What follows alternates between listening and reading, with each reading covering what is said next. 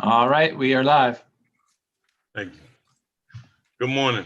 I send greetings to each member and to the citizens of Chatham County and to our customers who support public transit every day. I would like to call this meeting to order. Time is 10:03. Beverly, can we do a roll call, please? Good morning. Yes, sir. Thank you, everyone. Chairman Cody, Present. Director Emerson. Present. Thank you. Director Odell. Director Stone. Present. Director Beverly, you're a Lockett. little hard to hear. Okay, thank you. Director Lockett. That's better. Okay, thank you, Dr. O'Halloran. Director Adams. Present. Director Robinson. I'm here. Thank you. Director Leggett. Director O'Halloran. Here. Chairman, you have a quorum. Thank you, Beverly. Thank you. Next, I would like to ask for a motion and a second for the adoption of today's agenda for June 22nd. So moved. Second. All right, do we have any discussion? Beverly, do a roll call to adopt the agenda after any discussions.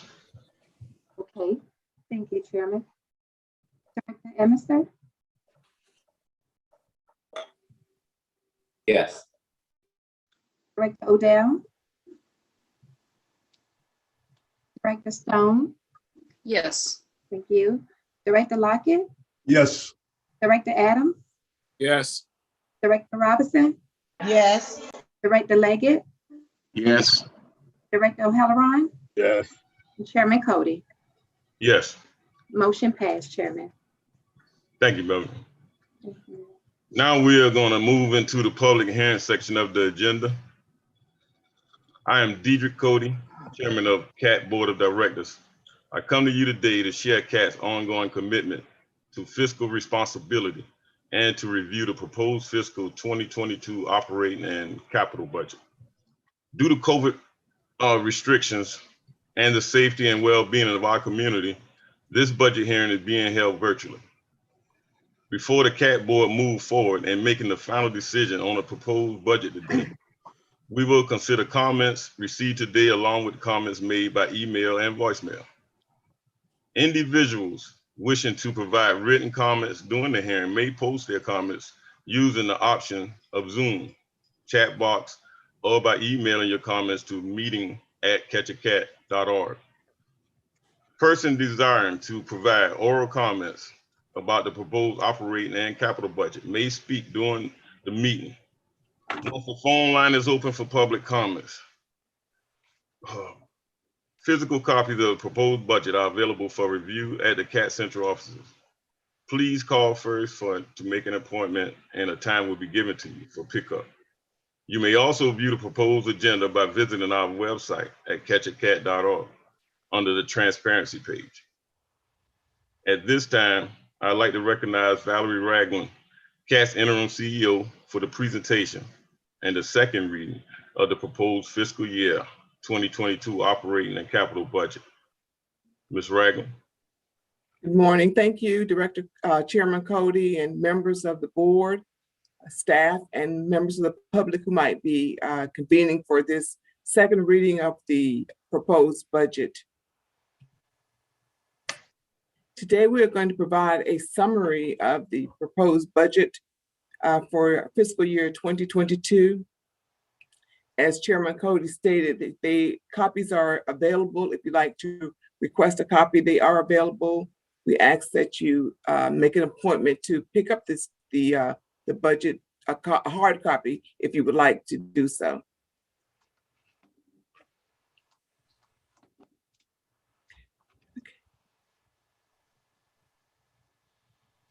Is everyone able to see the screen? Ms. Ragland, Yes. we just need to change the view to presentation view, if possible. Okay. Okay, thank you. Thank you. Chatham Area Transit is proposing the fiscal year 2022 proposed operating budget We are elated that we are presenting a balanced budget of $30,334,783, which is showing about a 10% increase from year to year.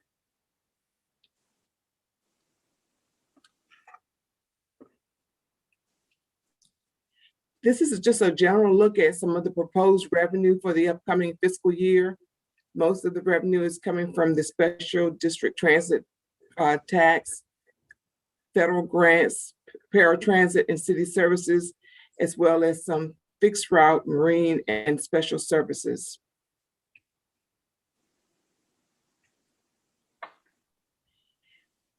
As expected, most of the large portion of our expenditures are wages and benefits, which carry about 66% of this budget. Then we have other expenditures, insurance, contracted services, fuel, of course, to operate the buses, materials, general and administrative, as well as utilities.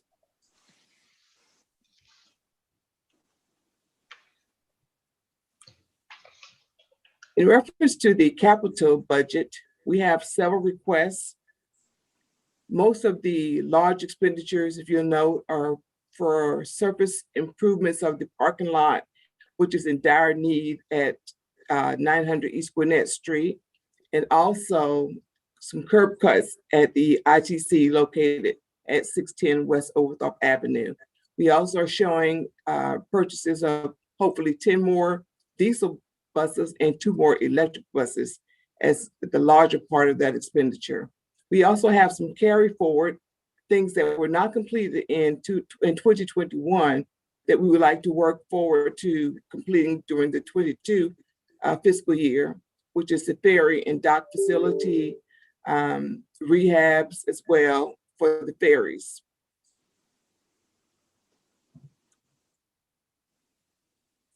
And in a nutshell, as they would say, that's our budget. If you have any questions, I would entertain them at this time.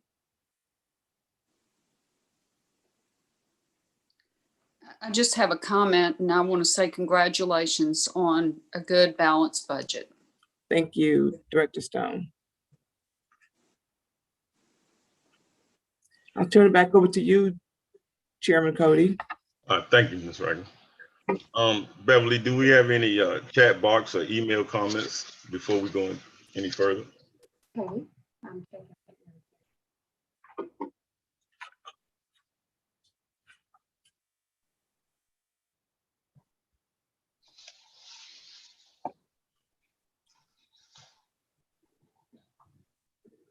No, sir, we do not have any chat box or email comments at this time.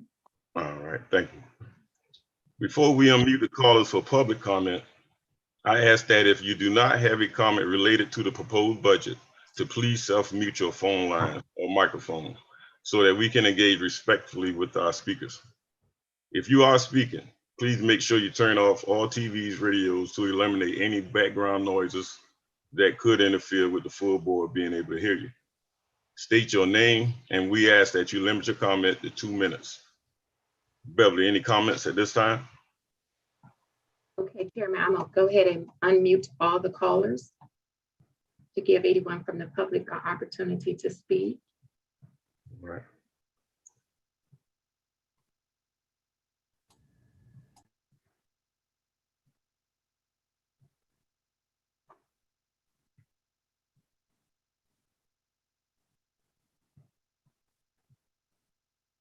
Okay, Chairman, hearing none.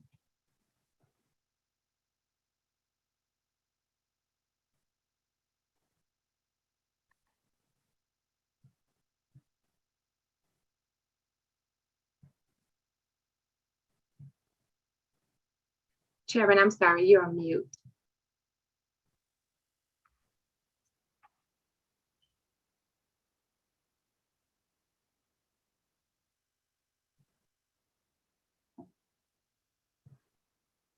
Thank you. All right, so we're gonna close the public comment at this time.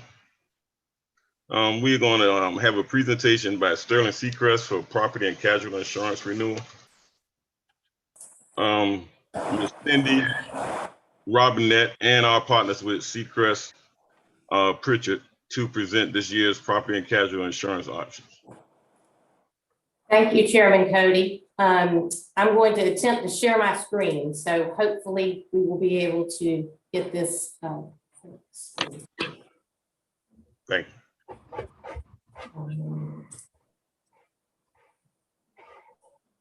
Okay, are you all able to see the screen? Yes. Yes, ma'am. Okay, great. Well, thanks everyone. As mentioned, I'm Cindy Robinette with Sterling Seacrest Pritchard. I also have an associate, Emily Holmes, in my office, which you may not be able to see. But the two of us are the primary contacts and client advisors for Chatham Area Transit. We do have a full team, but not everyone could be in the meeting today. First, I'd like to say we very much appreciate the opportunity to work with Chatham Area Transit as your broker and consultant. In our role on the property and casualty side, we work as advocate with the insurance marketplace, working with the incumbent insurers as well as the broad array of commercial insurers to solicit and obtain the best in terms of coverages, terms, conditions, and pricings. So that is our role, and I've met most of you. I'm going to walk through our proposal, try to do it fairly expediently, but if you have any questions, please feel free to stop as I'm going through, and also I'll give an opportunity at the end to walk through any questions or concerns you may have. The first, I'd like to start with the overall state of the insurance market. And you probably see enough in the news and know what's going on, but the market is very, very difficult, and probably the most difficult I've seen in my 30 years in this business. The insurance companies' appetites are changing rapidly. Their underwriting capacity is changing. The amount of limits they're willing to write on a single account is shrinking. We have to work with multiple insurers oftentimes to pull a program together. In addition, we're continuing to see rising prices. A lot of this, particularly on the casualty side, is because of some of the nuclear verdicts that you see in the news. There's just a frequency of severe cases out there, and that's wreaking havoc in the insurance industry. And then, of course, on the property side, we're continuing to have catastrophe losses. That market is still deploying capital very carefully. And when you're in a catastrophe prone area such as Savannah, the number of insurers that want to write the business is limited. And then I'll just also touch on the cyber market, because you cannot turn on the news or open a newspaper without seeing ransomware attacks. It's all over. And we're really, really seeing some changes in that market. In many cases, some of our clients are getting price increases double from what they did in prior years if they're even able to get insurance. Fortunately, that's not the case for CAT, but those are some of the things we're seeing in the market. So I'll walk you through our proposal, and it's by line of coverage. So we'll start off with the property insurance, and CAT's property values are just short of $23 million when you add everything together. This year, we've added electric bus equipment, the charging stations, transformers, et cetera. So that is new, just under $2 million. But everything else has pretty much remained the same. The rates from the incumbent insurers are up about 8%. And then the premiums up slightly. The renewal premium based on the additional values is $127,000. The expiring was $108,000. And again, it's about an 8% increase, plus then we added the values. But we put on the right-hand side of the presentation the various markets that we went out to shop around and obtain competitive bids on the program. And at the end of the day, the two insurers that were the most competitive were your incumbents, Access and RSUI. And it's a layered program where Access provides the first $10 million in cover, and RSUI provides the excess $12 million and 12.25. And you can see just from some of the other quotes that we actually received, The best quote we received on the primary, and it was only for the first 2.5 million in limits, was 280,000. So we do feel that the offering we've gotten from the incumbent markets are fair, and we would recommend moving forward. The one thing that we are presenting that we have not in the past, and largely it's due to some of the electronic equipment that you're adding to the schedule, is equipment breakdown for mechanical and electrical failure. We've received a quote from AXA XL to add equipment breakdown for all your property, and that's an additional $35.72. So when we get to the end of the proposal, we'll kind of walk through some of the options, but that would be a new coverage that CAT has not purchased in the past. With that, I will move on to the commercial auto. The commercial auto coverage for CAT is with a company called RLI, and they've been on the program for many, many years and have been a really good partner. They did offer a renewal quote. They have some concerns over the increasing frequency and some of the case severity, particularly this year in the auto. So they are proposing at a 16% rate increase. And that doesn't include, the additional values that we're adding with the electric buses. We did go out to market knowing that they had given us early indications of a potential increase and received a very competitive quote from Carolina Casualty. Carolina Casualty is an A+15 rated company, a Berkeley company that has similar claim and risk control capabilities as RLI. And they have come in about 200,000 less in premium than RLI. However, RLI does not require CAT to collateralize the deductible. There's a $25,000 liability deductible, and Carolina Casualty does require collateral for that deductible. So when we walk through the proposal, we'll talk about that in additional detail. But they did present a very strong quote. And then National Interstate was another carrier that's very interested in a long-term partnership with CAT for the future. They indicated they could be competitive with RLI, but not improve. But they were concerned with some of the recent turnover in the risk management department. I would say that all the carriers, especially RLI, met with the new risk management team, very comfortable with the new team, just that there had been some changes and they want to kind of give things time to settle down before coming in with a proposal. So this next slide is fairly busy, but on the left-hand side, the three columns to the left middle are the expiring policy terms and rates from RLI, and then on the right are the renewal. And we just put this up so you can kind of see apples to apples. We do have some additional exposure units, additional buses, but as you can see, the pure rates did go up about 15% on the liability side. And then some of the physical damage rates went up, a blended, around 16%.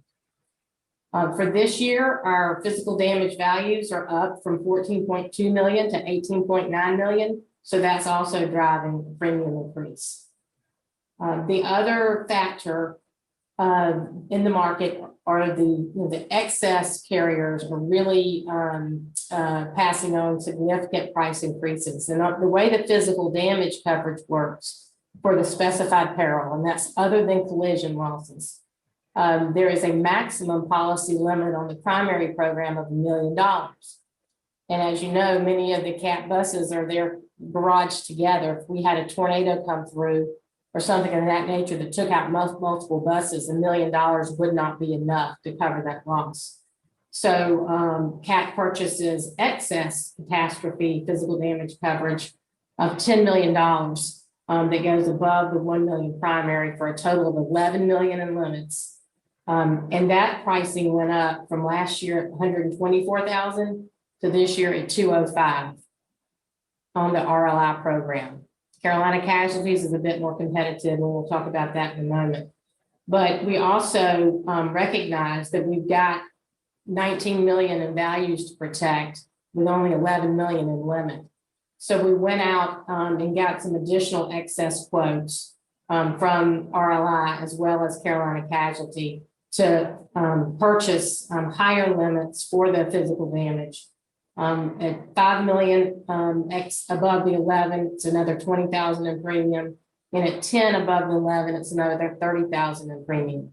Now, we don't yet have the 21 million in values, but based on the budget, it looks like you all may be adding significant values this year. So you may want to consider going to that higher 10 million excess 11, so 21 million in values for physical damage. But that's also an option. We'll discuss it.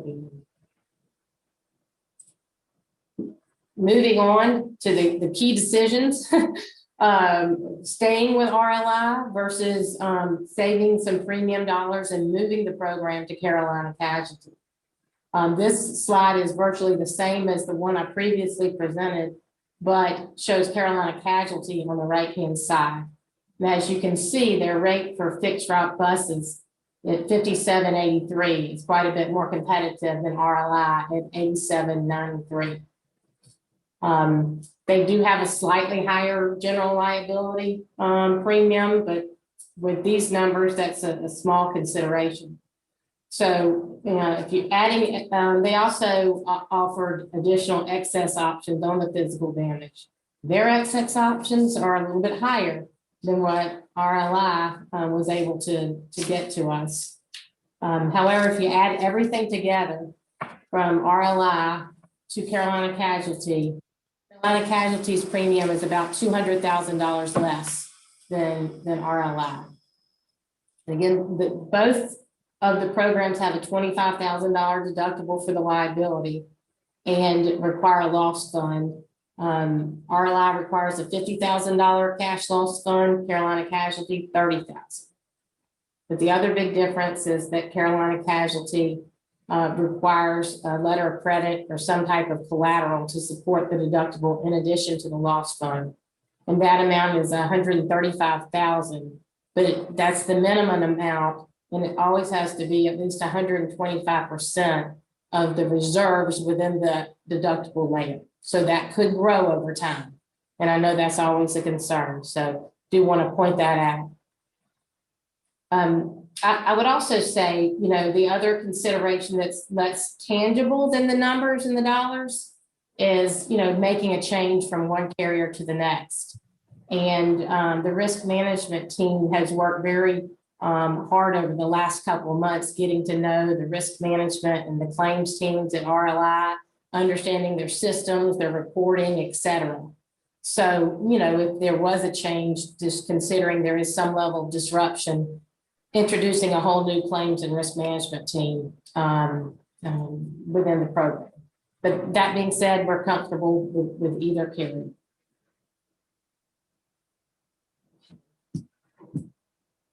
I'll move along unless there are questions at this point. Okay, the next exhibit we'll just go through quickly. Commercial auto historical losses. Just as you can see, the 2021 year is trending a bit higher than the last 4 years. Yes, looks like there's a question. Hi, Cindy. I'm sorry. This is Tabitha Odell. Yes, hi there. Can you go back to the previous slide right quick? I see that small transit is provided under Carolina Casualty, but not under RLI. And I'm wondering also, will we purchase a tail? No, those are all very good questions. I didn't point that out. Carolina Casualty just rates the units a little differently. You'll see there are 49 paratransit units under RLI and only 47 under Carolina Casualty. Right. Broke out 2 of those units and they rated them as small transit, which gives us a little bit better rate. So we certainly didn't argue with that. They just have a different way of rating certain types of transit vehicles that RLI doesn't. So they're in there. They're just at a slightly lower rate. Okay, and the letter and will we need a tail? You will not need a tail. It's an occurrence policy. So you don't have to purchase any type of tail. Whatever claims that have already been filed with RLI or that occurred the accidents that occurred during their policy period would still be reported to them and they would still handle those cases. They would Okay, then after July 1, if you chose to move, any new accidents would be reported to Carolina Casualty. okay, and the letter of credit, it just needs to be a letter of credit. It doesn't have to be a reserved amount or bonded. No, it can be a letter of credit. And again, it starts out at 135,000, which based on the deductible losses, that should be sufficient, but you know, they always want to make sure that it's a minimum, you know, that they 125% of the reserves. Okay, okay, thank you. It could go up in future years, but right now it for the foreseeable future, it should stay at about 135. Okay, thank you. Thank you for those questions. Okay, just the only point again on the loss exhibit is where this year, this was valued as of May 5th, 553,000 and change in losses, and those are still developing and building. So some concern over the uptick in loss activity, but there are also, you know, I'll point out during COVID, some of the driver training, safety training, you know, had to fall either offline or not as intense as in the past. And all that is beefing back up. I know that the risk management team is working on some really robust training for lifting, as well as lifting for the paratransit, as well as defensive driving, et cetera. So I think we'll see some of that fall off, but that is something to watch. If there are no further questions on the auto at this time, we'll move on to the workers' comp. Workers' comp is a fully insured program that's underwritten by Eastern Alliance, and they have offered a renewal this year at about, I guess the payroll increase was about 10%. So their premium increase went from about $523 to $598. So they've offered a fair renewal. We did go out and get other options. The best secondary option with the same terms and conditions came out from Amerisure, and they were at $704, $755. So we do think that Eastern Alliance proposal, you know, is competitive with the market. And in our written proposal that I think you all received a copy of, you'll see all the many markets we went out to. We just included that quote in here. I do want to point out that because there is no deductible in the program, everything is fully insured first dollar and paid for by Eastern Alliance.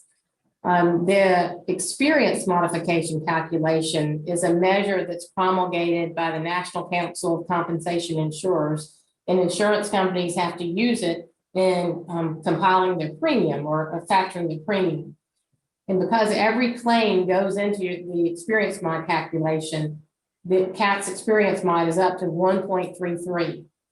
And if you see what impact that has on the program, is after it's manually rated, that adds 33% surcharge onto the premium. So there's always a concern or an effort to, what can we do to get this experience modification down? Now, all this being said, Eastern Alliance recognized the big jump in the experience mod and did agree to discount the premium by another 16%. So you really only had half the impact this year. But one of the things that CAT may want to consider is taking on a small deductible, maybe not as large as what you've done in the past, but you know, even a $10,000 deductible. We've run, actually Emily on our team ran through the calculation. If we had a $10,000 deductible on the program, the experience mod would go from 1.33, which actually now it's today calculation up to 1.38. It would go down to 1.1. So you'd have a 10% surcharge. So once you apply the deductible factors and everything else, had we had a $10,000 deductible, the total premium plus the deductible losses would have been closer to 530 versus 598. So that's something to consider. Do you want to consider adopting some small deductible because those losses don't get factored into your experience? So I just wanted to bring that to your attention. And then again, the historical loss exhibit on the workers' compensation. The 18, 19, and 19, 20 years bumped up a fair amount from the previous. I think once all the reserves will go through, we'll be on a similar track, but just a little bit down this year. The CAT is working on various safety programs as well as modified duty programs to bring employees back to work. But we are, we have seen some uptick in the losses the last couple of years. Moving forward with the final few programs to renew the public officials liability and employment practices liability. This program is underwritten by Chubb. They've been on the program for a while. Their expiring premium for a $2 million limit was about $17,000 and change. The renewal, we believe they've offered a fair renewal premium at just over $19,000. There is a revenue increase, which is taken in consideration in the underwriting as well as some claim activity, but they don't appear to have overly penalized us for that. I will say the biggest change in this program that was a concern to us when the renewal was presented is historically defense costs have been payable in addition to the limit. So really that gives you additional coverage beyond the $2 million. For the renewal, they quoted, and this is standard with most of the market, defense costs eroding and inside the limits. So we asked them for an option for a higher limit at $3 million because of the fact that defense costs are contained inside the limit. And they've offered that option for about $6,500 additional premium should you wish to entertain that. And we also went out to a number of carriers. There are many insurers that are no longer writing in the public entity space, or their prices are significantly higher and could not be competitive with Chubb. We did get an indication from AXA with similar terms and conditions for about $37,000 in premium. So we still think Chubb, offers the best program, even with defense costs inside. So cyber liability, cyber crime, this is an area we have seen significant premium increases. In fact, most of our clients we've seen get 50 to 100% increases upon renewal. Thankfully, CAT did not see such an increase, although last year's premium was just over $15,000, and this year's premium was quoted at $22,000. But again, this is also based on revenues. And there's was a significant increase in revenue as well. So we did go out to the market, and the number of carriers were not willing to offer coverage, and that's not necessarily a reflection on CAT. It's that there are many carriers right now that are holding off of new business writing because of so much ransomware activity we're seeing in the cyber world. And then other carriers that indicated they would quote but couldn't get close to the expiring premium returns. So the incumbent carrier CFC renewal is the best that we were able to secure, and we think it's fair based on what we're seeing in the marketplace at $22,500.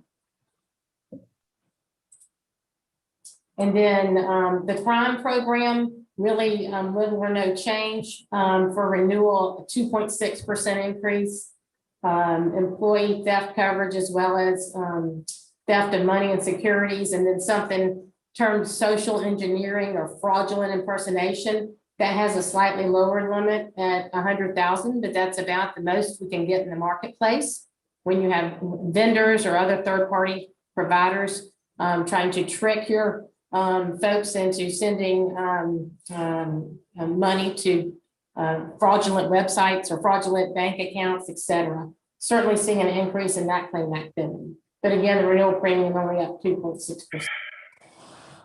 So with that, I'll take a breath. This chart really just shows the pricing comparison from last year to this year. Again, in addition to the market increases, we added the electric charging stations, additional 5 electric buses with values of $6 million. So on an expiring basis, we're going from 1.725, 703 to just over 2.1 million if we stay with RLI and don't add any new coverage. And then the option with Carolina Casualty is at 1.8 million. So the big options for consideration at this renewal are the additional coverage for the mechanical and electrical breakdown of the equipment, the excess auto physical damage, so that we have more physical damage catastrophe coverage, and that's available at either a 5 or a 10 million limit. And then if you all wanted to consider increased management liability limits because of the fact that defense costs now erode the limits. And then lastly, we'll just say there's always additional coverage considerations. You know, in the past, historically, CAT's always purchased the $1 million primary coverage on the liability side. There are additional limits available. Should you wish to pursue higher limits, we are seeing some nuclear verdicts out there. And then what's not included in this proposal are the marine protection and indemnity. We'll be bringing that proposal back to you next month. We are seeing some tightening in that market as well. But, you know, should you want to see additional limits, we've got a $2 million liability expiring. We'll be proposing some options on that. And then, of course, pollution, environmental impairment liability is not something purchased by CAT, but we're happy to bring quotes if the board would like to see those options. And that concludes my formal presentation, but I'm happy to answer any questions.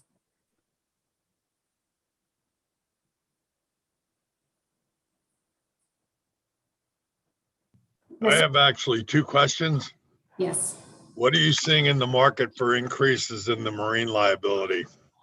Significant increases in the marine liability, which is a concern. The other concern we have is the incumbent carrier has indicated that they've offered a $2 million limit in the past, but they are only able to offer a $1 million limit.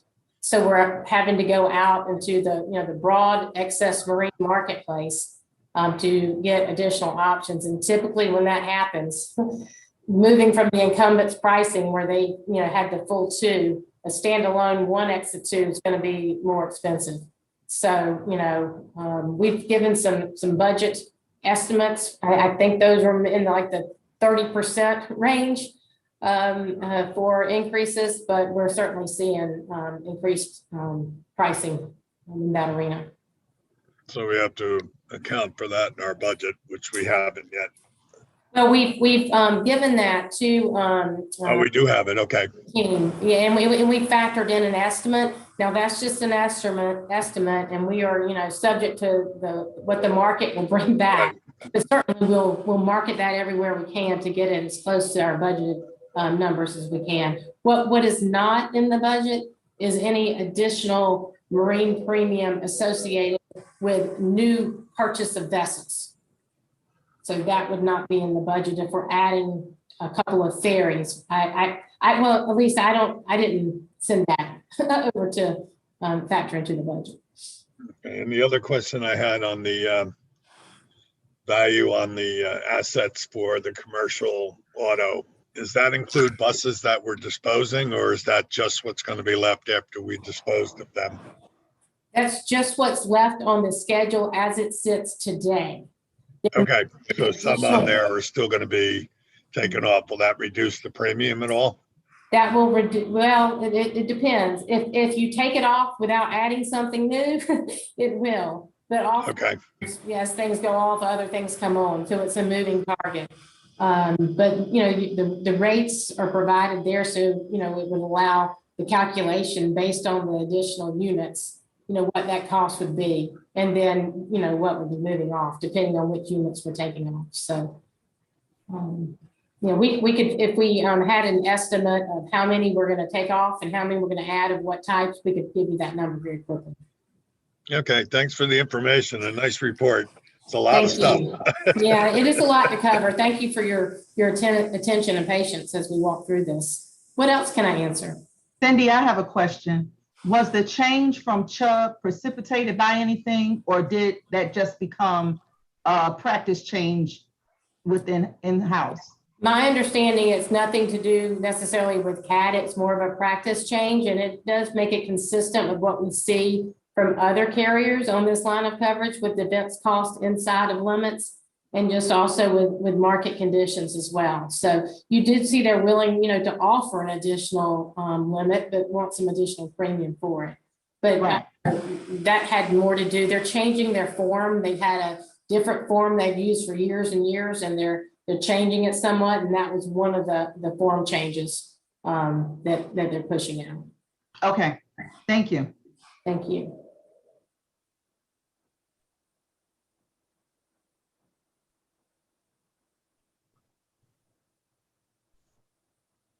Well, if there are further questions after the meeting, we're always happy to entertain those. And then, as soon as you all are ready to move forward, we will move forward with the options that you choose. I know that administratively, CAT will need to get the auto ID cards and certificates and everything else out pretty quickly. So we're ready to go when you all are. And we very much thank you for the opportunity to work with CAT as the intermediary between CAT and the insurance marketplace. Thank you, Ms. Robinette, for that presentation. And Thank Cody, Dietrich, I have one quick question for Val. When are we going to be able to give them that list of optional policy recommendations? We are reviewing. There you are. Yes, here I am. We expect very shortly. We are in the process of reviewing and assessing some things, and it shouldn't be long. Very shortly. Yes. Thank you. All right. Well, thank you, everyone. thank you. Thank you. I'd like to thank Sterling Seacrest Pritchard for presenting to the board this morning. Moving right along, we have 9 items on the consent for approval. Do we have a motion to approve?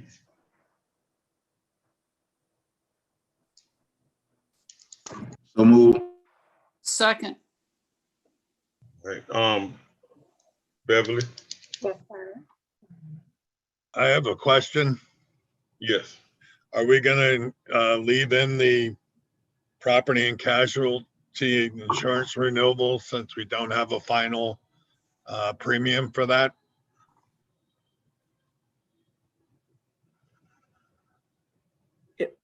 Ms. Wright? If I might say, Dr. O, we did put in a placeholder at 30%, and we're hoping that will be sufficient, but we should be able to cover those expenses if not. Okay.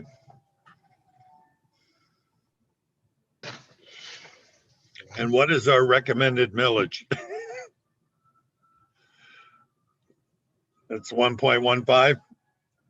Same. Yes, sir, that hasn't changed. Okay. Just so everybody's aware. Thank you.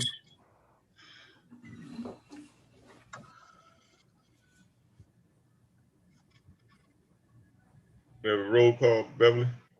Yes, sir. And this is approving the 9 items on the consent agenda. Director Emerson? Yes. Thank you, Beverly. Thank you. Director Odell? Yes. Director Stone? Yes. Director Lockett? Yes. Director Adams? Yes. Director Robinson? Yes. Director Leggett? Yes. Director O'Halloran? Yes. And Chairman Cody? Yes. Chairman, motion passed. Thank you, ma'am. I don't believe we don't have any individual action items. We're going to move on to the executive directive report. We are not in the part of the agenda for the executive directive report and department updates. We use this time to hear from staff. Ms. Ragland, I turn the floor over to you for your department updates. Thank you, Chairman Cody. If you would note in the update that I submitted, I just want to point out a couple of things. And first of all, that we are continuing to review and assess policies and procedures throughout the organization.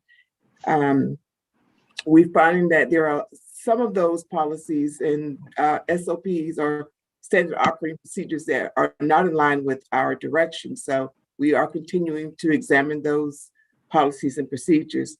I'd like to inform you that we have recently engaged with WSAB to begin a campaign for hiring. We have used all of our options, if you will, in social media, using our website, sharing with some of our partners in the community as well. But we have engaged with WSAB, and we hope to roll this campaign out with them within the next week or so. Also, I'd like to share that we had have a seat at the table with the CEO last month, where we invited the employees to call in and ask questions or to make suggestions. We had a really good time. It was enjoyable in that we had 2 door prizes, and 2 employees won some really nice baskets, as well as 1 employee was taken out. She won a lunch with the CEO. So I took her out and we had good conversation. She imparted some things and concerns that she had, as well as some of the other members of the bargaining unit. So we're looking to continue those on, if not a monthly or bi-monthly basis. And also, I'd like to share that we are moving forward with, I don't think that Beverly is able to share her screen, but in your packet, you received a PowerPoint presentation, which had, there she is. Okay, good. I just wanted to give you a brief idea of what I'm thinking, what I'm envisioning for the organization. So I entitled this Our Roadmap to Transformation. And it includes not just what I envision, but hopefully those of the board and the employees as well. Go to the next slide, please. Next slide. I thought it was important that we look at again what the mission for Chatham Area Transit was. Sometimes we forget to realize that we're actually here to provide transportation services in different modes, but in a professional and responsive manner. We need to focus back on that guiding mission and the values and principles that guide how we work. Next slide, please.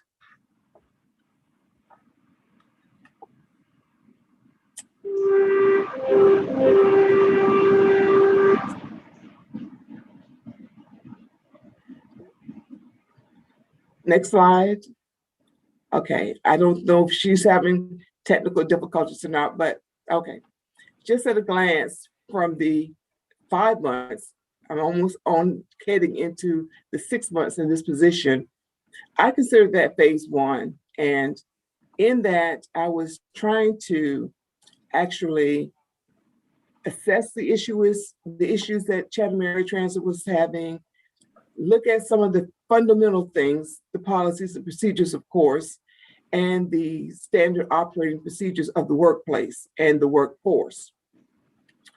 We are beginning to plan things in a way that falls in line with the mission and the goals. Next slide, please, Beverly, I'm sorry. We're beginning to set plans that fall in line with the missions, the goals and strategies of the organization. In turn, we can act upon them objectively, and our activities will center around those plans. And then we want to be able to have outcomes and measurable outcomes, not just outcomes, but measurable outcomes. And I see that as clearly identifying our organizational and programmatic outcomes. We are looking at increasing organizational accountability. That has been something that, in my opinion, has been not done in a while. And then we want to evaluate our performance. We want to see how we're doing in making these decisions, how we're doing in planning and investing. Are decisions driven by timely and accurate, pertinent information? Those are our performance management goals. And then we want to be able to reward and recognize individuals for those achievements, and as well as the organization. Next slide. So in the budget, I think I mentioned, I left it out on this slide, but one of the first things that I mentioned in the FY22 budget was the need for an employee handbook. We cannot expect the employees to be able to function if they don't know what the expectations of the employees are. We don't have an employee handbook. We don't have a readily accessible resource for them. And that's one of the first things that I like to move forward in creating. The budget operator, the bus operator recruitment, as I explained to you, we're moving to outside of the norm, if you will, in collaborating with WSAB to begin this campaign. We're still working on the electric bus rollout implementation plan. You'll get some more information about that very soon, as we have to go through some vetting with the MPO. But we are moving forward with creating partnerships in the community, COVID recovery plans, and beginning strategic planning processes, which we've already begun. We are setting some targeted workshops in July, but we've already begun these types of sessions, members of staff. So I just wanted to give you an idea that we're moving forward in improving the customer experience, achieving organizational excellence, and providing access to mobility options for the community. You notice here on the side of this slide that I put equity, diversion, and inclusion. And although these are very, very important to me personally, I think it's admirable that APTA, who is the leading advocate for public transit, is also adopting these same values. And I think it'd be a worthy example to follow in their footsteps. So with that, I just wanted to give you an outline of how I think we've done in the past 5 months and what we're looking at doing moving forward. Thank you. Thank you, Ms. Reagan. Okay, we'll move on into our Can I ask a quick question? Sure. How many of the electric buses are on site? Did I hear 5 the other day? Are we still waiting on just 1? We're waiting on 1. There were some issues when it was on the line, and we refused to accept it for that reason. So they're building a new bus, if you will, and we're expecting that in August. And just as a note, I know Mike Becker's on here, but this is more of on a federal level.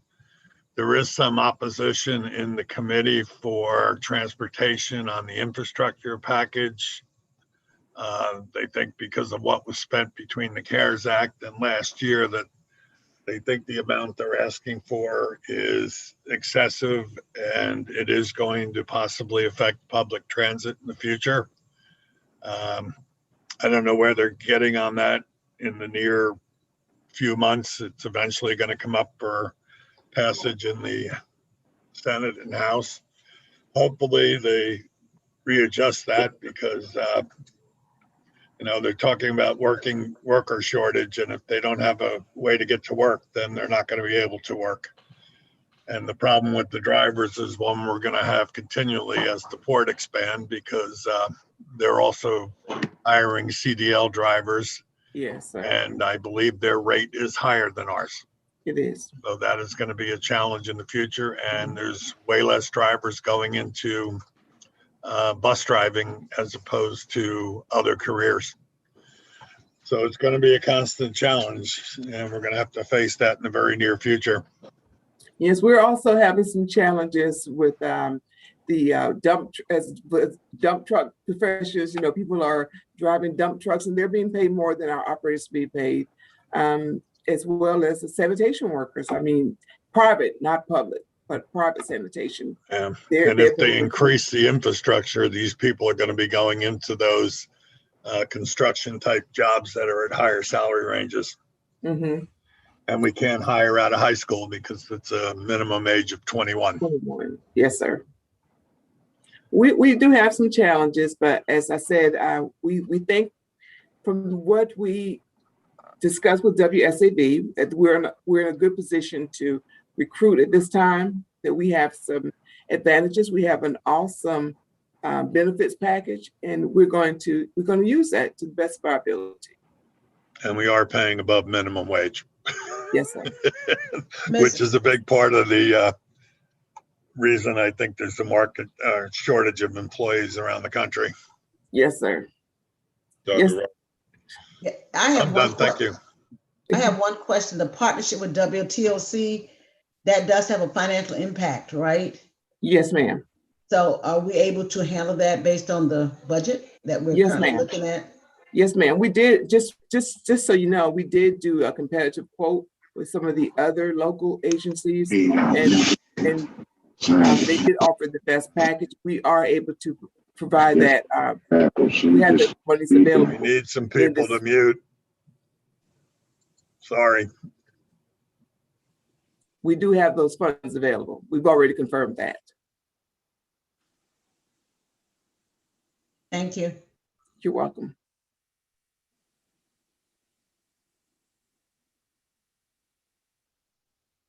Valerie, I got a question. There was an article recently about Chatham 1, which is some sort of large multi-institutional, I think, strategy concept as to how to move a bunch of different groups forward. Are we involved in those conversations? We have not been initially, but we will be. Okay, I just want to make sure that we can. Yes, if I can encourage the commissioners on this call to make sure that that does happen as quickly as possible. Yes, I think sir. it's going to be important. I've already spoken with some members of the commission, and yes, sir, we will be. Cool. Thank you. Is Mike Backer still on? He might have some info on that. I know he's been working on it for a while. I am on, and we have been working with the chairman and others to ensure that we do have a seat at the table. The table basically will be the county, each one of the jurisdictions, CETA, the Airport Commission, and CAT. And that basically is the group that will be working with the One Chatham concept, which basically embraces cross-jurisdictional issues. And part of the catalyst that pushed this together was the Chatham Emergency Management Agency operations facility that's being constructed at the airport, and the potential for a T-SPLOST referendum, which was contemplated initially for this November, but because ELOST is going to be moving forward for the Board of Education, and because it is going to take a significant period of time to come up with a transportation project list that all of the parties can agree to, that has been moved either to the primary in the spring, or most likely the general election in November of 22. So we will be at that table. The thing that is incumbent upon us, upon our staff, is to start looking now, and I know this is already underway, start looking at some long-term projects that we would want to lay on the table for funding for that 5-year period of, I believe, $385 million, if I'm not mistaken. And we have, I just wanted to add to that, Mike, that we have already started. We've been meeting, Bren, Stephanie, myself. We have been meeting along with other members of the senior staff to do just that, to lay out some projects for long-term funding. Great, and I knew that was going on, and that is fantastic, so that we can go to the table with a list. I know we will have support from the county. I know we will have support from the city. So basically, we just need to muster those other jurisdictions behind these projects, which may or may not present somewhat of a problem. But the One Chatham concept embraces services that can be applied and delivered cross-jurisdictional. Yes. Mr. Chairman? Yes. I would like to say about the One Chatham. It has been heavily discussed, and there's good conversation about it, and there will be some more information rolled out in the near future. Thank you, Director Larkin. Thank you. Got Dr. Robinson. I don't know if this is for Mike Backer or not, but what about Tybee Island? You know, we know they use an outside source other than CAT. Are we talking to them? They're part of One Chatham also. But are they my question is about Tybee willing to give up what they're currently doing and be a part of the transportation that we provide? Tybee May, we had a conversation back in maybe December or January with Tybee and teed up the concept of the possibility of providing some seasonal service that would basically revolve around providing shuttle service from their satellite parking locations to the beach and back.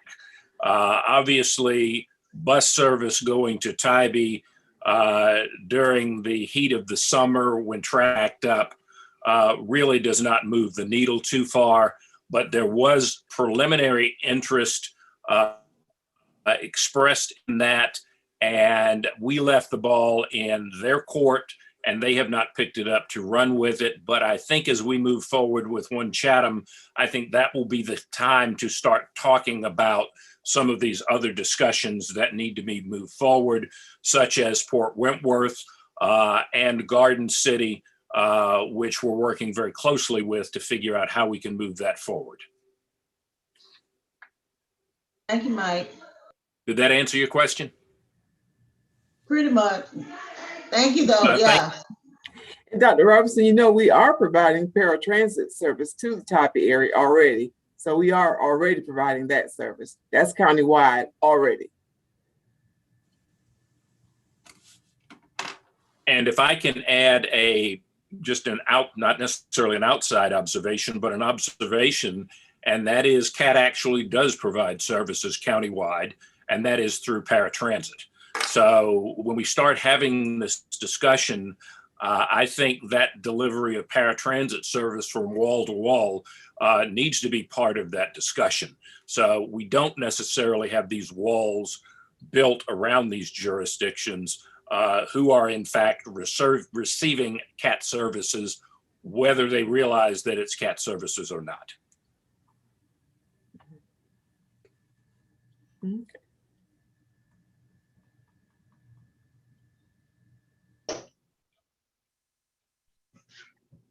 And Mike, did you want to add anything else to your report or your update? No, I think it's pretty straightforward. The only other thing I would add is on our discussions with the airport. The airport could not pay the cost of providing the shuttle service. Fare would not cover it. Again, when we're talking $80, $90 an hour plus there was no guarantee of ridership. Plus, there was no way we could stand up the service in the immediate time frame that was where there was interest at that point in time. Further, and you've already teed this up, I'll be working very closely with staff on the unveiling of the electric buses. I have already talked with Russell McMurray with GDOT and Chris Tomlinson with CERTA and with Ron Stevens, the chair of the delegation. So they are aware that this is coming at some point in time. So once we get to that point, I will kick into high gear into corralling these legislators and the elected officials that we would want to have here.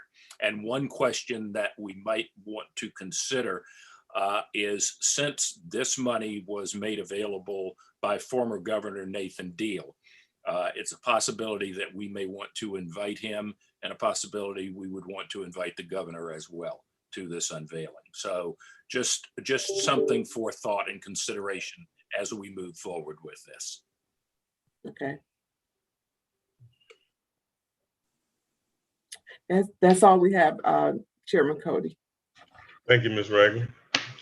Do we have any old or new business that we want to? I'm sorry, I was just going to say that's all I had for my update. Did you want to go through the reports for the units? Yes. Okay, Yes. We'll move forward with the service delivery update with Lenny Cooksey. Thank you. Hello, good morning, Mr. Chair, Board of Directors, Ms. Ragland, and colleagues. Hope everyone's having a great day today. And we'll go ahead and dive into some of the numbers. All right, on this particular slide, it's generally pretty consistent. What you do notice here, if you look at May of last year compared to now, we are up as far as our performance, a little over 5%. So we are outperforming last year. However, we are still steady at that particular number in the low 60s. Next slide. On this particular slide, what I attempted to do was really show you in reference to our productivity goal, which was 18.0. So during COVID, obviously that didn't make much sense. We just weren't going to achieve that. And the idea was to cut that in half at 9.0. And what I attempted to do was to convert what 9.0 passengers per hour looks like based against the number of trips. And that's what this slide indicates. What you see, and that's roughly around 111,000 trips. If you've noticed, we're slightly down compared to April. So, we'll see how the summer progresses. Again, 9.0 is about roughly, still means we're roughly about 50% of our pre-COVID targeted goal. So still down in ridership, but this kind of gives us a better idea, hopefully, to kind of focus on the numbers that we need to hit, and where we can continue to see a trend up is the goal from this particular number. So this is a new look on a previous slide, and hopefully it kind of gives a little more perspective on where we are. Next slide. On-time performance goal for paratransit, slightly up over last month. And this is really primarily due to, we just spoke about the different shortages in the staff for both fixed and para and the ferry, add that on it. But this is really the team making that happen in reference to the goal. That's every single person. A lot of times the operators are communicating with one another, especially when you may have a trip in Pooler. Then you have somebody scheduled in Tybee, you have someone scheduled just generally all over the place because due to social distancing. So they really work hard to make sure we hit this goal. So I wanted to make sure we continue to give them kudos on that. But again, we did see an improvement, slight improvement this month, and also over last year at the same time, slight increases. Next slide. I took the paratransit ridership average and put a trend line here to kind of give you an idea of what we've done over the last 15 months. If you've noticed, the last 2 months, we see slight declines in ridership. Remains to be seen how we'll trend out over the summer.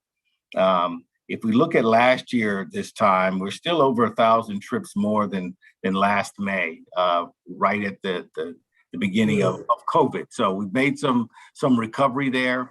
Again, this kind of gives you an average of what we've looked like over the last 15 months. Next slide. Always like to give kudos to the top 5. Again, you see some repeat names there. Like to congratulate them for continuing to do a great job, and we'll keep encouraging them and the whole team to perform with excellence. Next slide. Reservations still going well. Again, slightly down over the previous month, but this is a great tool. I've talked to people firsthand on it. The ones who are using it, they like it. Maybe the future will give us an opportunity to make this even better. But for 6 months that we've been doing this, I'm happy to see people are using it. And if it helps one person, then that's fantastic. So this is a great tool. We're going to continue to keep working to enhance it. Next slide. The water ferry, you see the most drastic numbers. And over 50,000 customers for the month of May, way over what we were doing last May. Obviously, that was in the midst of COVID.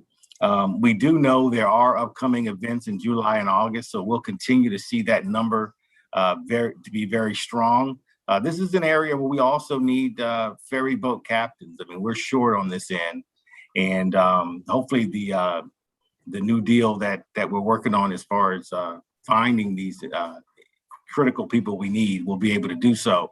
But the ferry continues to continue to be strong. That is a tremendous number for the month of May. I mean, you can look at March of last year, which was pre-COVID, and then look at what we're doing in May of this year. So people are out at least using that service. And that's without any major conventions in town. That's just people coming out and they want to ride the ferry. So great numbers, great team out there as they continue to handle that situation, even while we're social distancing. Next slide. Maintenance numbers are still strong. You see the trend target line. Everything above that line is where we want to be. In fact, we've had about a 500 mile increase. So that's a great number. It's a great thing. So great job for maintenance, continuing to stay on top of the issues with no major mechanical breakdowns. Next slide. We had a great comeback in the call center. Did you notice in April, we went over 60 seconds at 81. That was our highest number. But the team has managed to get that back down to under a minute. So great job on the call center on getting those, reducing those wait times to under a minute. Next slide. I took the average number of incoming calls just so you can get a global view of what's been happening. So over the last 15 months, we roughly taken about almost 13,000 calls over the last 15 months. Over the last 3 months, however, we've exceeded that in the 14,000 call range, and we've done that 7 times. So if you recall back in August when we took the call center in the cloud or offline or online, however you want to term it, we do see that we're still performing very well. So that is working. We have a great team over there. Again, I wanted to just kind of give you an overall global view of what's coming in, kind of where we're averaging, and that we are running well above average at least the last 3 months. Next slide, please. This is a new number. This is something I haven't shown before. This is the top advocate call rate. So these individuals, Ms. Sanders, Cooper, and White, as far as incoming calls that hit their queue, it's really called dial attempts. These are the number of times that they were able to pick up their percentage rate. So these are a very high rate of those incoming calls that don't actually have to bounce to the next person or the next person or the next person. They're managing to get them as they hit their queue. So great job to them. They're very fast and very efficient. And it is an important measure. That's, if you don't measure it, you can't get better. So this is a number that I wanted to introduce to you and let you know the depth of how deep we're looking at trying to provide the best service for the customer. Next slide, please. And this one's a little more fun. I wanted to share with you, obviously providing quality customer service is our top priority. And what happens is our individual, her name is Ashley. She leads that group. What she has decided to do, and every month they have an activity to kind of promote team morale. And their May activity, they were put into groups and to create vision boards. And the focus on the board was to display their goals for the rest of the year.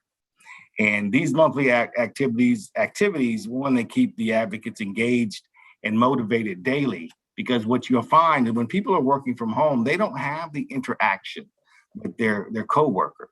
And, sometimes it may be a lonely thing. You don't have anyone you can see or talk to, or if you're talking to them, it's mostly online. You don't have the face-to-face interaction. So these type of things are created to, one, keep people motivated, to help you set your goals, to drive excellence, as Ms. Ragland spoke of earlier. And I just wanted to share with you what's happening in the call center and why we get these great numbers and great performance, because there's people that care and they're about the action of doing what needs to be done. I think in so many cases, we talk about it or people make excuses on why and this and that, but in that arena, they are actually putting the action first and getting these things done. So I wanted to promote them and tell them great job. And next slide. And that'll conclude my presentation. And Kat is always on the move, and I'm open for any questions. Thank you. Thank you, Lenny. Do we have any questions of Mr. Cooksey? I don't have a question, but I love the new graphs. They're very concise. We can see everything that we need to see. The vision boards are a great idea. Would love to see that company-wide. All in all, just a great presentation, and I'm glad we're tracking stuff that's important to the progress of CAT. Thank you. Dr. Robertson? And I want to make one comment too about the vision boards of transitioning employees back into the building, how important that interaction is and how it helps to build morale, because the science is proving that people are coming back in the office have issues concerning being outside, now being touched again, because we were staying away from touching. So all these things have had a psychological effect on individuals working from home. And to see what we're trying to do to bring people back in the office, I think you are to be commended for that effort. Thank you. I've got just a couple comments. I love the graphs as well. I think they're fantastic. They're just a great visual way of, getting a lot of information across. The one graph I did have kind of a problem with is the pie graph for displaying a linear or a time-based change. So I can't remember what it was specifically, but it was a pie chart for, oh God, what was it for? I had it written down. Whatever graph was the pie chart, I think if that could have been a bar graph moving forwards, I think we definitely need that information, but just having it in a bar graph format helps us see the changes over time. And my other question was, who sets these goals? When I think it's an interesting thing to consider that if we're hitting a goal over and over and over and over and over and over again, should we consider moving that goal up or moving that goal down? And so my question is, who is setting the goals for these KPIs? Yeah, so my understanding, these were particular goals that are set in place, and you as the board will definitely weigh in on these goals. I know currently what's happening is Mr. Dumas and I have initially sat down, and we're going back over and looking at every operational goal.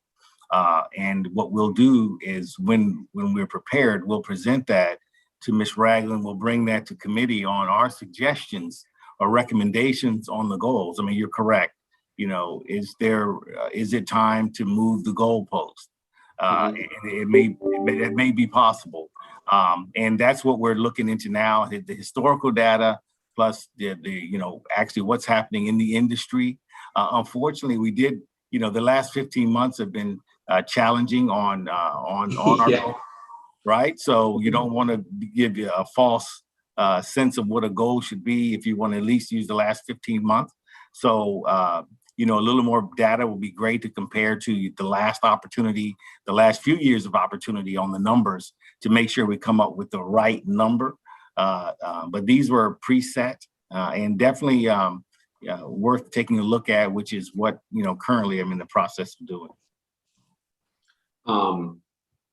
I think that's you make a good point about COVID being a particularly turbulent time to try to set any sort of goal. But I think there are some great examples in there, specifically maintenance, where we're just hitting that out of the ballpark in the context of our goal. And should we work on bumping that up?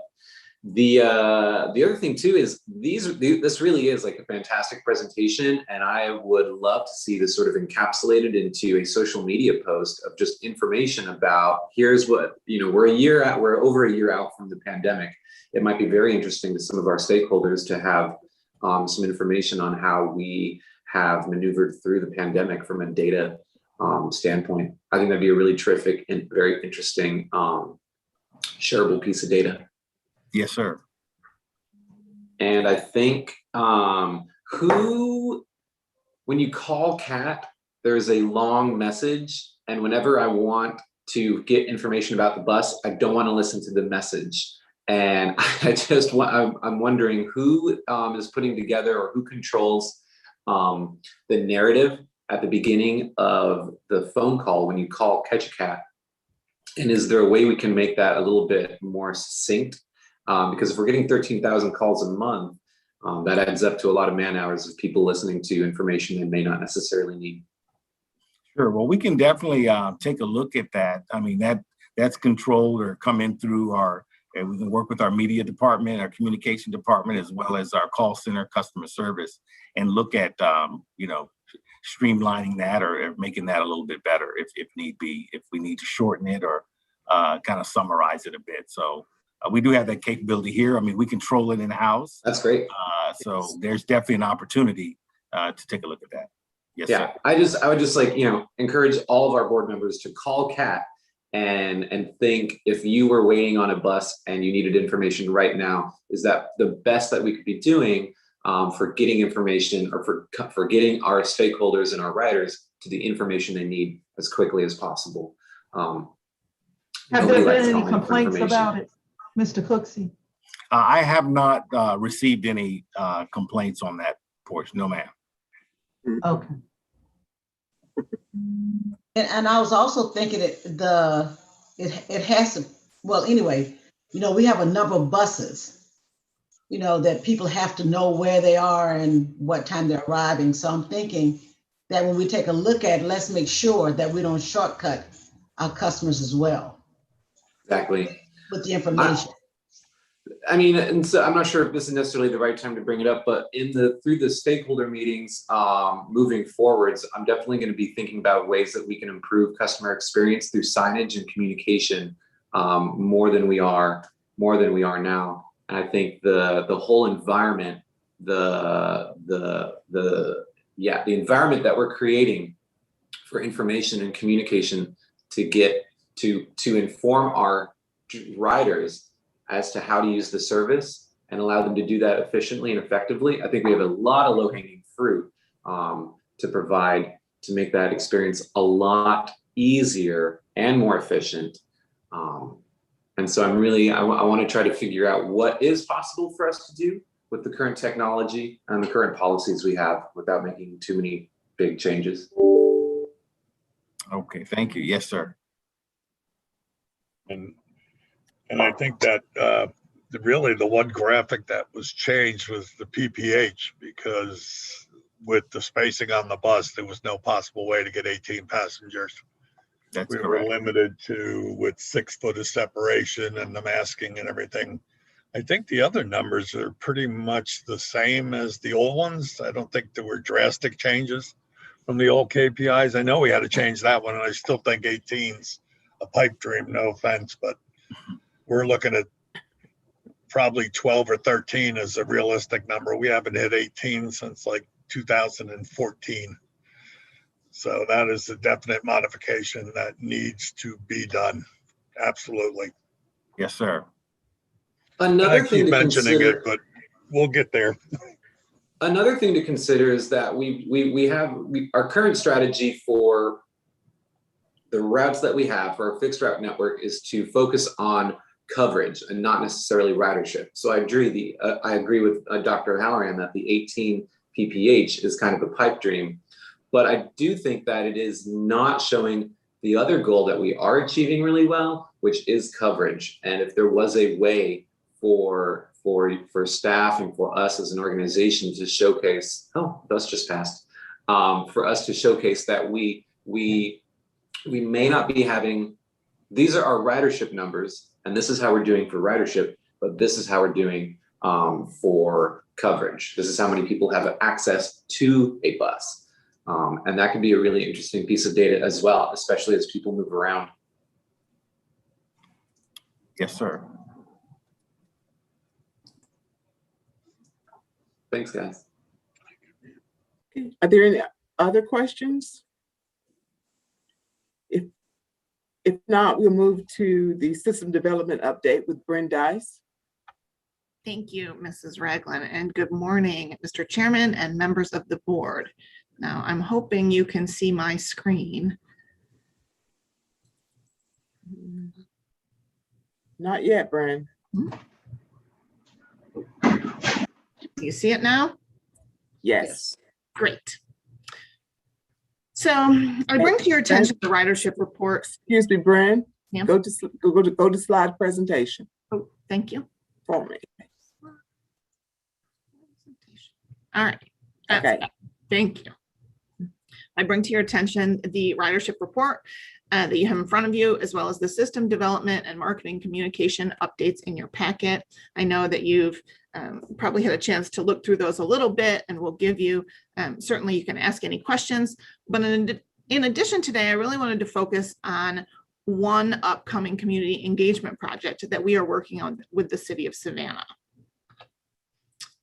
As I mentioned in previous reports, CAT teamed up with Savannah to apply for a technical assistance program in EPA's Building Blocks for Sustainable Communities. Now, in the past, I may have called this a grant, and EPA corrected me in a recent meeting and said a grant is confusing because it sounds like they're giving us money, and they're not. They're giving us technical assistance. So I'm going to call it a technical assistance program from now on. It was a competitive process, and we're really excited that we have been asked to be the pilot in this help desk model of in-house assistance. We are the first, so we are helping the EPA to create this new model of assistance. And this project is really about community engagement and creating equity and how to address near-term needs. We'll be discussing best practices in creating equity around community mobility issues. And we'll be really talking about various capacities around the community about outreach and engagement of lower income residents, specifically around equitable access to transit. So we focused the area on the Abercorn Street corridor, and this emerging mobility discussion with EPA. We've talked about high traffic. This corridor carries volumes of approximately 25,000 cars per day, vehicles per day. And we know that there are community revitalization efforts along this corridor, especially around the Savannah Mall neighborhoods. And we really know there are dozens of neighborhoods that interact Abercorn Street. You know, I think there's 104 different neighborhoods completely in the city of Savannah. And I don't know exactly how many of those, but many, I would say certainly dozens, intersect the Abercorn Street corridor. So that means we've got multiple stakeholders and organizations and many thousands of people who are traveling this route daily.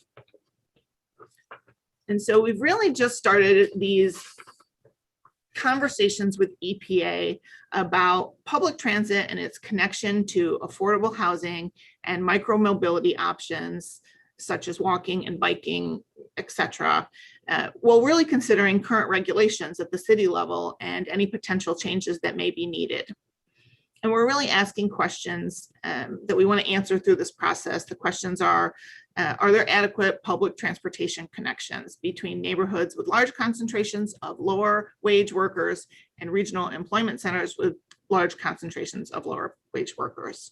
We're also asking, are there affordable housing options near public transit? And how do we consider transit-oriented development and a potential more efficient public transit corridor there along Abercorn Street? We've met with EPA for the initial conversations about how to best initiate a public workshop, multiple public workshop sessions, and we've begun to draft a list of stakeholders that need to be at the table during this conversation. We're focusing on bringing everyone to the table. We know there are many, many stakeholders as we are making this list of who to make sure to include.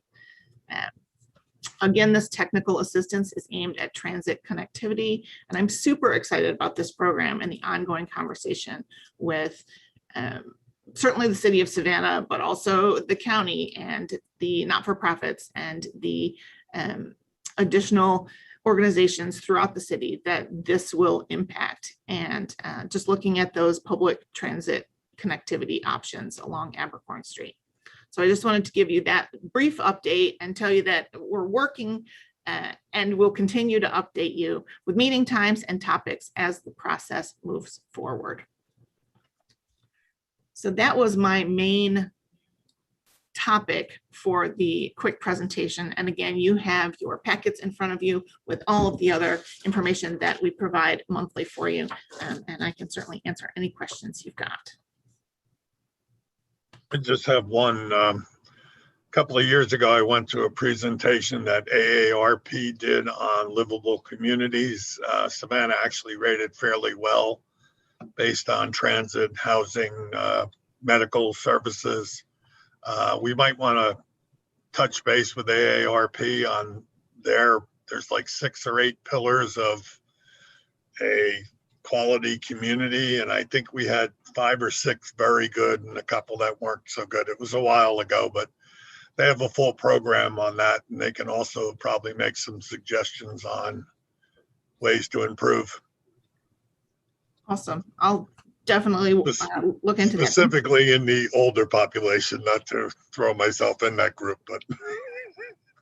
Awesome. Thank you. I think AARP starts way too young, doesn't it? I mean, they think that it's the older population, but it's super, 50 and up.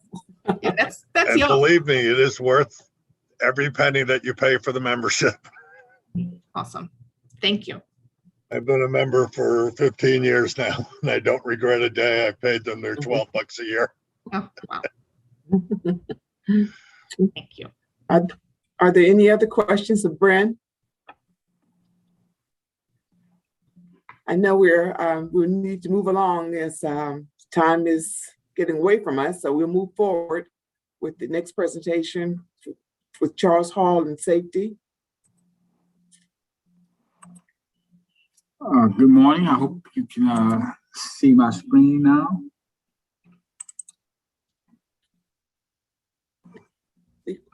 Yes, sir. Okay, my presentation should be moving forward along. All right. I hope soon to be able to get rid of this part of my update, but nevertheless, we'll go through our COVID statistics and the information about vaccines and safety and security concerns relative to our COVID protocol. I want to be able to share that Chatham County actually, and I use these graphics so you can actually see the concept of flattening the line as it actually is beginning to flatten, especially when you look at deaths and hospitalizations. We did unfortunately see a slight uptick with the number of cases in Chatham County, especially going up to last week in June. I tried to make it as current as I could. So we're now a little bit above 20,000 cases. Collectively, the state of Georgia has had 898,381 cases reported year to date. 18,226 total cases, deaths, 64,181 hospitalizations, 10,732 ICU admissions. Focusing more on Chatham County, as I indicated, we had a total 20,571 cases, 437 deaths, 1,662 hospitalizations. When you look at the overall statistics, the hospitalizations are going down over time. To give an example, last month we had 1,635 hospitalizations. This month we only had 1,662, so that's a slight increase of almost 30,000. I'm sorry, 30 cases collected. Moving on, we're looking at a 4-month trend in the types of accidents we're having, and I'll express a little bit more why these lines are important as well. If you can see that our preventables are kind of tapering off and plateauing a little bit. Our non-preventables, for some reason, has gone up to 9 this reporting period. More importantly, we're looking at our other type of accidents that we're reporting. That's important, especially from a risk management perspective, and I'll show you a little bit of why that's important. You look at what's really driving our numbers. This is as of the 31st of May. We're still looking at collisions as our most intense number. We also have slip and falls that we're being able to do a little bit more work in terms of training to reduce those numbers. Here's what's important about that. If you look at the fall slips, we have incurred costs of $97,562. Now, if you look at the actual causations, fall and slip from a different level, that suggests that people are slipping or tripping getting on or off of the buses. In most cases, those types of accidents or incidents could be prevented. So we're looking at trying to tailor training around preventing these types of incidents. As you can see, they're impacting our numbers financially and otherwise, because a lot of times if it's involving an operator, now we have an operator that's going out on workers' comp. And so that's one body that we don't have operating a bus, which can cause another set of problems. So we're looking at ways where we could address this from a safety prevention and a training perspective. For the month, we had started out with 3 CDL operators. Since then, 2 no longer with us. So we now have 1 actively in the program, and this is as of today. We still have a couple of other operators that are coming back off of various types of leave that are going through the training. So right now, today, we currently have 4 people in CDL training for one organizational reason or another. May's focus on safety in terms of a newsletter. We talked about safety committee, and we're going to reconvene that now that we're transitioning out of our COVID safety protocol. So we're trying to get the members back on board, and we'll start out virtually initially, then get back into the actual training environment. We also focused on pedestrian awareness. I thought this was important because, as you know, Savannah is getting more congested because of the summer months, and just riding downtown, you can see the congestion, especially with pedestrians at intersections. And we want to make sure that our operators are aware that the increase in pedestrians can create more accidents involving pedestrians. I've also looked at this as a topic to discuss because we did get 1 complaint about a pedestrian in a crosswalk. We thought the bus was operating unsafely. We looked into that, and the bus was not necessarily operating unsafely. But again, I'll use actual accidents and in some cases complaints to actually target what we're going to discuss in terms of our safety messaging. And because of the summer months coming up, I also thought that it was important to talk about heat stress and how that can affect operators. During the month of May, we had 11 total drug screenings. We would like to announce that we are well ahead of our mandated FTA random drug screens. As a matter of fact, there are some operators that are being randomly drug screened today. So we are way ahead of that. So we should come out ahead at the end of the year in terms of making sure we're compliant with FTA. We had a total of 7 DOT physicals for the month of May, and we had 2 new worker comp claims. One of the things that I did roll out recently is the issuing of the ID cards, and we have color-coded lanyards too. And I think the board has received all of their photo IDs and their lanyards, and this is actually going to be added to access control policy once we get that up and operational. As you can see, all the operators are being issued green, administrative staff burgundy, and contractors, for example, our new security or our interim or temporary security guard company will have a yellow lanyard. That's important because one of the problems we had last time is that it was not very easy to identify who was working security or not while they were on SCAD property. So we're hoping this will help us overcome identifying who's actually, in addition to their uniforms, that is, have access to our facilities, and black, as you can see, is for leadership. Do you have any questions?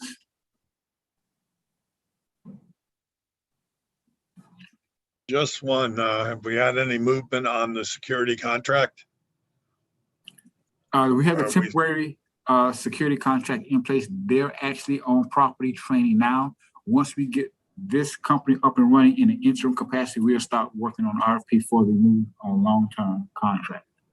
Okay, thank you. All right, you're welcome. Thank you, Charles. Are there any other questions of Mr. Hall? If not, we move to our final update, which is the financial services update with Stephanie Cutter. Good morning, everyone. Mm-hmm. First slide, please.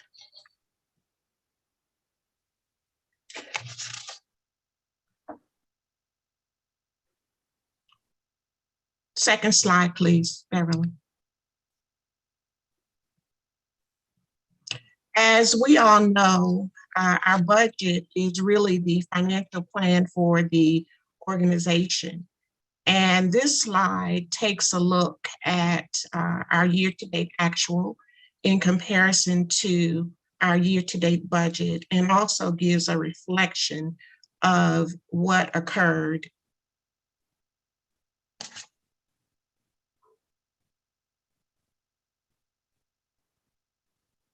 One moment, please.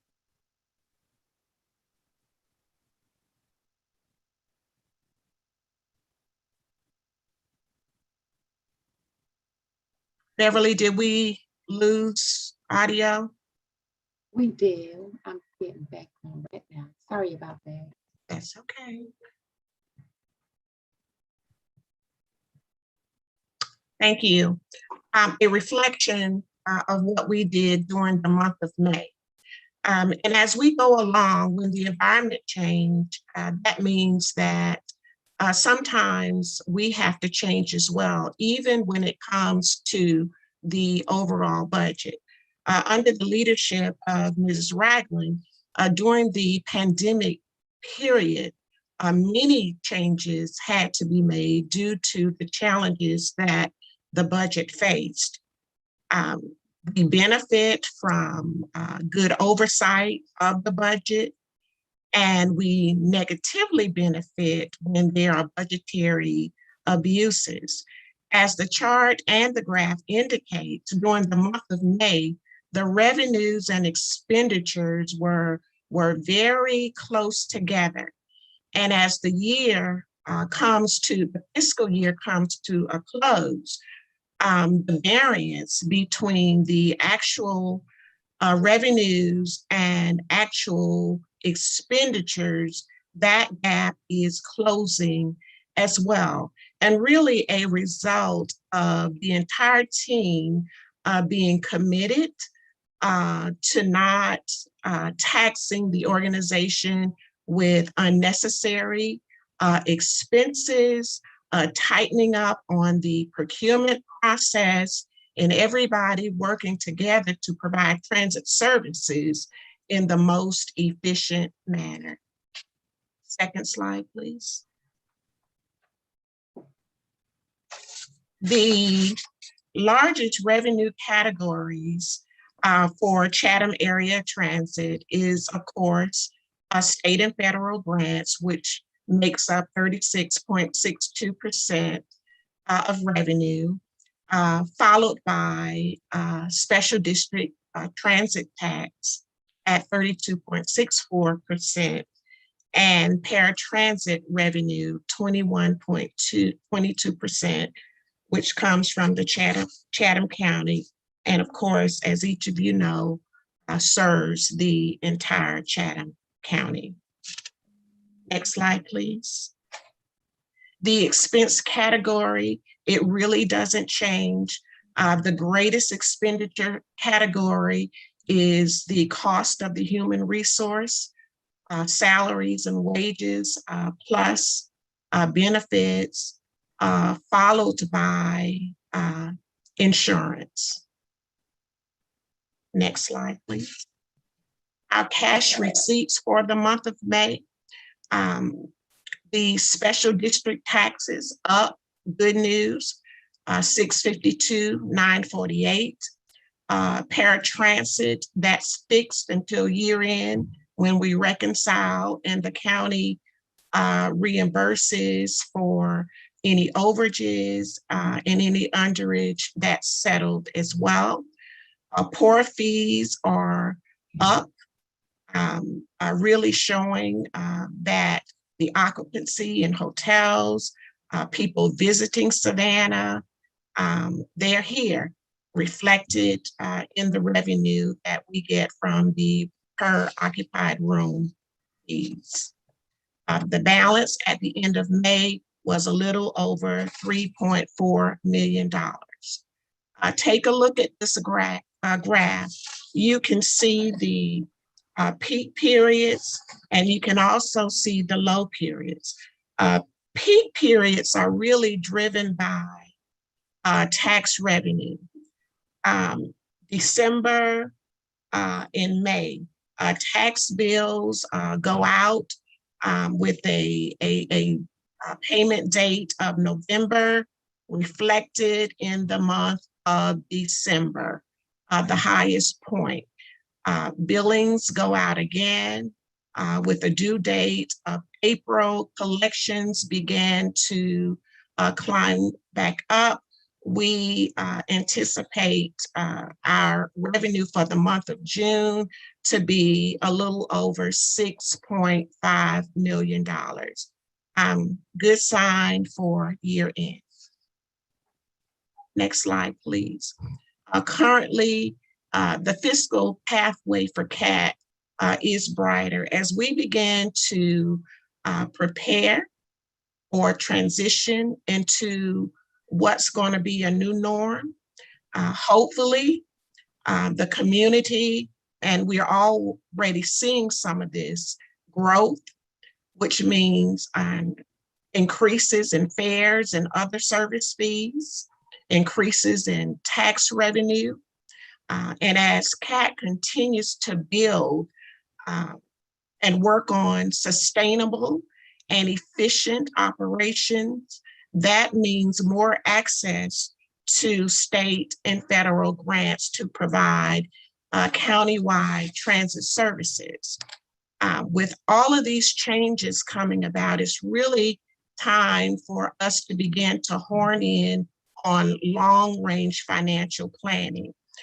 CAT is moving into the direction of ensuring that we have state-of-the-art and energy-efficient mobility equipment. What does that mean? That means that CAT is moving in sync and will be preparing for moving forward.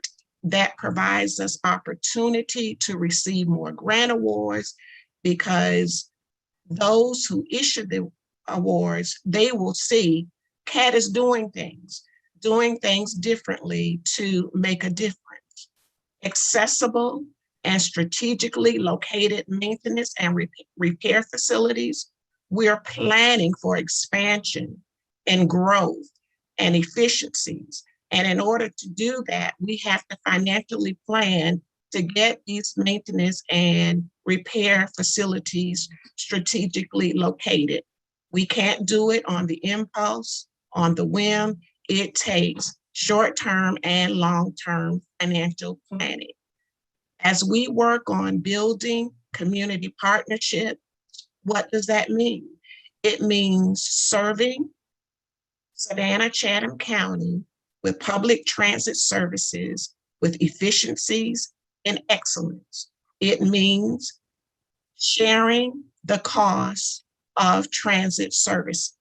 If we're able to show our community partners that we are making a difference, that we are making public transit services efficient and accessible, they're more willing to come to the table and add to the pool of revenue to provide these services.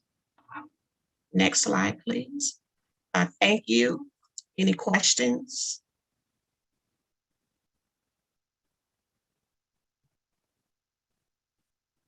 And Stephanie, I have one thing we might consider on that cash flow graph. Yes. Can we put in the baseline for what's being used as the capital funding towards CAT? That, what is it, 331,000 a month? Yes, sure. Just so we can see where the revenue is above that number. Okay. The plan was, as we for the year-end report that will be showcased in the month of July, the look of the graphs will be different so that you can see a full fiscal year glance as to what the revenues look like in comparison to budget, and even in comparison to previous years, pre-pandemic years. That would be great. It'll simplify not having to read the 6-page financial reports. Yes, yes.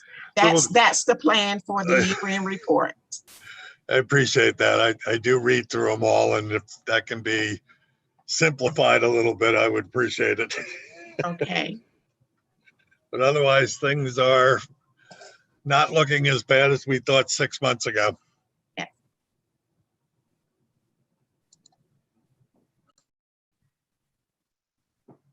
Are there any other questions for Stephanie? If not, Mr. Chairman, I'll turn it back over to you. Thank you, Ms. Ragland. Thank you all for your presentation. Do we have any old or new business? I got Ms. Odell, Director Odell. Good afternoon. Well, almost afternoon. I did want to mention publicly that I appreciate the memo that we received yesterday, and that because of the previous administration's taking on the several unauthorized position and unauthorized salary increases, 1.3 million of that 1.5 was directly related to those actions. And I think it's important that you put this down in a single document. While we've been aware of this stuff because it's been in multiple board reports individually at meetings that we've discussed, I think sometimes looking at a cumulative document has a more impactful presentation. You know, we were aware of these things, these 6 things that you listed, but they had come to us individually in meetings. So thank you for the cumulative document. And also, I remember from other meetings that there were several contracts that were not budgeted. And so I'd appreciate an amendment providing those additional contracts so that we can look at it all as a whole picture. Yes, ma'am. Thank you.